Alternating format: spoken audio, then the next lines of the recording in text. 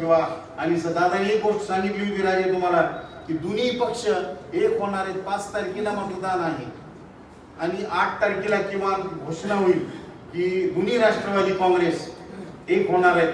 पवार साहेब आपले आदरणीय श्रद्धेय ज्या ज्या काही चुका झाल्या त्या सगळ्या आता चर्चा झालेली. आपण सगळेजण मिळून 8 ते 10 तारखेच्या आत आपण दोन्ही पक्षाच्या विलिनीकरणाचं पुन्हा एकदा जाहीर करू आणि कामाला लागू.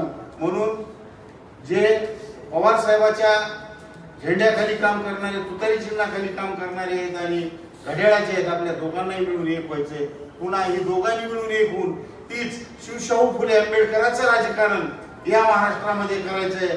आणि अल्पसंख्याक असतील, दलित असेल, मराठा समाज असेल किंवा जे जे काही श्रम करणारा श्रमजीवी मतदार असेल, जनता असेल, त्याच्यासाठी आपल्याला काम करायचे. अहोरात्र काम करणारा माणूस आपल्यातून निघून गेला.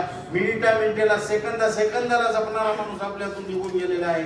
म्हणून आपण एकमेकाला भेटताना तर विकासाचंच बोलू आणि काम करू. आपला विकास, आपल्या जनतेचा विकास, शेतकऱ्याचा विकास कसा होईल हे सगळ्या कार्यकर्त्यांनी आपल्या हृदयात ठेवावं आणि दादाकडे बघून पुन्हा काम करू, पुन्हा पक्ष उभा करू. आणि दादांना जिथं असतील तिथं वाटलं पाहिजे की मी ज्यांच्यावर प्रेम केलं, ज्यांना शब्द दिला, ते माझ्यासाठी पुन्हा पुन्हा धावून येत आहेत, काम करत आहेत.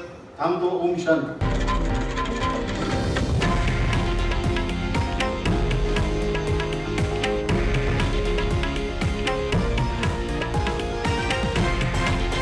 हे आहे देशातील नंबर 1 न्यूज नेटवर्क आणि आपण पाहत आहात TV9 मराठी, एकमेव.